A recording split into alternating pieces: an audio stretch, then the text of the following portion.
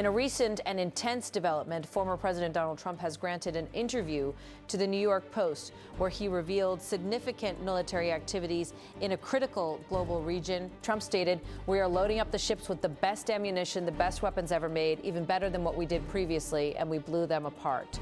This move, he indicated, is part of a broader strategy to manage the delicate situation in a vital maritime corridor. Currently, maritime activity is notably constrained in this area, with only a fraction of the usual number of oil tankers passing through the Strait of Hormuz, a key choke point in global oil transportation. The former president's remarks come amid heightened tensions and strategic maneuvering in the region. He expressed confidence in his administration's actions, noting all of this activity remains constrained in that critical world trip flow and waterway. The discussion also touched upon the limited number of ships waiting to enter the waterway, highlighting that typically between 120 and 150 ships navigate through the Strait of Hormuz, but currently this number has drastically reduced. In the geopolitical arena, JD Vance, who is serving as vice president in this scenario, is reportedly en route to Islamabad, Pakistan. The purpose of the visit is to engage in talks that could potentially lead to a diplomatic breakthrough. Vance conveyed optimism about these discussions, asserting, "Looking forward to negotiating, I think it's going to be positive."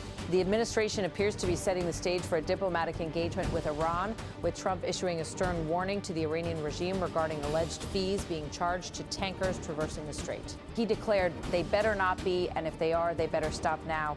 Amid these developments, Iran's supreme leader, whose status remains somewhat shrouded in mystery due to unverified reports about his well-being, is reported to have stated, "We are entering a new era with the management of the Strait of Hormuz. We did not and do not seek war." This statement suggests a complex stance from Iran, indicating a desire to avoid outright conflict while maintaining a strong posture. The vice president expressed readiness for negotiations, emphasizing a willingness to engage if Iran approaches the talks in good faith. He noted, "If the Iranians are willing to negotiate in good faith, we're certainly willing to extend an open hand."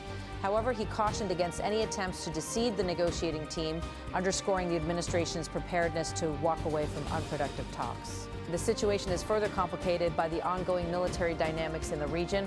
Observers have noted that despite a declared ceasefire, the conflict does not seem to have abated.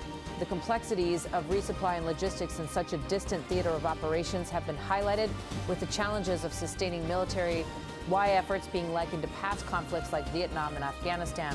The strategic calculus involves a careful balance between military engagement and diplomatic efforts, with historical precedents serving as a guide.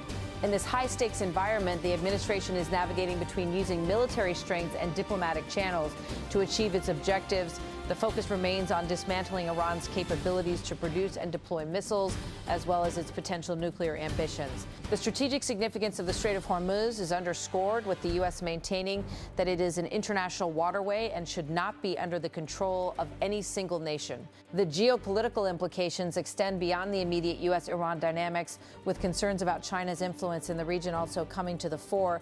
Given that a significant portion of Iran's oil exports are directed to China, the control of the strait has broader strategic ramifications. The administration is exploring the possibility of involving European allies in ensuring safe passage through this critical maritime route, potentially under the aegis of an international coalition. The diplomatic landscape is further complicated by ongoing tensions between Israel and Hezbollah, with regional stability being a key concern.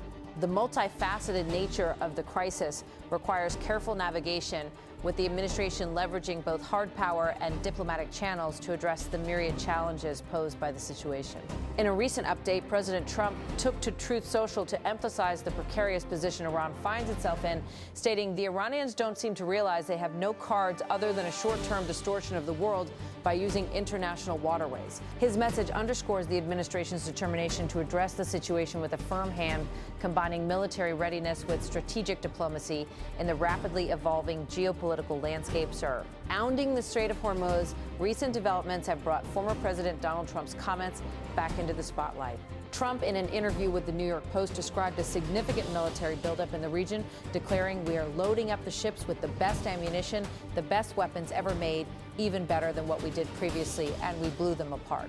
This statement underscores the high stakes and the complex dynamics at play in this strategic maritime corridor.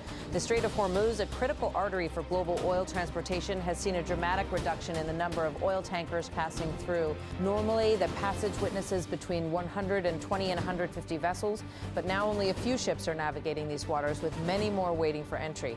This disruption has heightened tensions as it directly impacts global energy supplies and economic stability. Amid this backdrop, JD Vance, serving as vice president in this context, is traveling to Islamabad, Pakistan.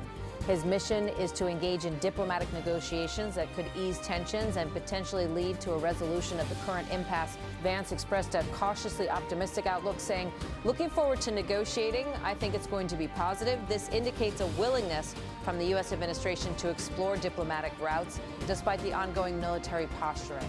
The situation is further complicated by allegations that Iran is imposing fees on tankers transiting the strait, prompting a stern warning from Trump. They better not be, and if they are, they better stop now. This highlights the delicate balance between asserting military power and pursuing diplomatic dialogue, a balance that has long been a hallmark of international relations in this volatile region. Reports about the Iranian Supreme Leader's status add another layer of complexity. His well-being remains uncertain, with some unverified reports suggesting he may not be full. Lai active in his role, yet statements attributed to him emphasize Iran's stance on maintaining control over the strait and resisting external pressures. He reportedly stated, "We are entering a new era with the management of the Strait of Hormuz. We did not and do not seek war, but will not give up outright flights in any way, and for this we consider all the fronts of resistance as one." This statement from Iran reflects its strategic intent to assert control and project strength despite external challenges. The reference to all the fronts of resistance as one suggests a unified approach in dealing with perceived threats, potentially aligning with other regional actors who share similar interests. The geopolitical chessboard is further complicated by the presence of other regional players. Israel continues its struggle with Lebanon's Hezbollah, a group that Iran supports. This ongoing conflict adds another dimension to the broader Middle Eastern landscape, where alliances and Mideast are often fluid and complex. In this environment, the role of international actors, particularly European countries, becomes crucial. There is speculation about whether Europe will step in to secure the Strait of Hormuz and ensure the unimpeded flow of oil. The willingness of European nations to engage may hinge on the absence of open hostilities as they seek to protect their economic interests without being drawn into direct military confrontations. The strategic importance of the Strait of Hormuz cannot be overstated. It is a lifeline for the global economy, with a significant portion of the world's oil passing through its narrow waters. Any disruption here has far-reaching implications, not just for the countries directly involved, but for the global market at large. Looking ahead, the situation calls for a delicate balancing act. The U.S. administration, under Trump's guidance, appears to be leveraging both military strength and diplomatic engagement to navigate these two turbulent waters. The outcome of Vice President Vance's talks in Islamabad could be pivotal in shaping the next phase of this complex geopolitical drama. As the world watches, the interplay between military power and diplomatic negotiation will likely determine the trajectory of events in the Strait of Hormuz. The stakes are high and the potential for escalation remains, but there is also a window of opportunity for diplomacy to prevail. Whether the involved parties can seize this opportunity and avert a larger conflict remains to be seen.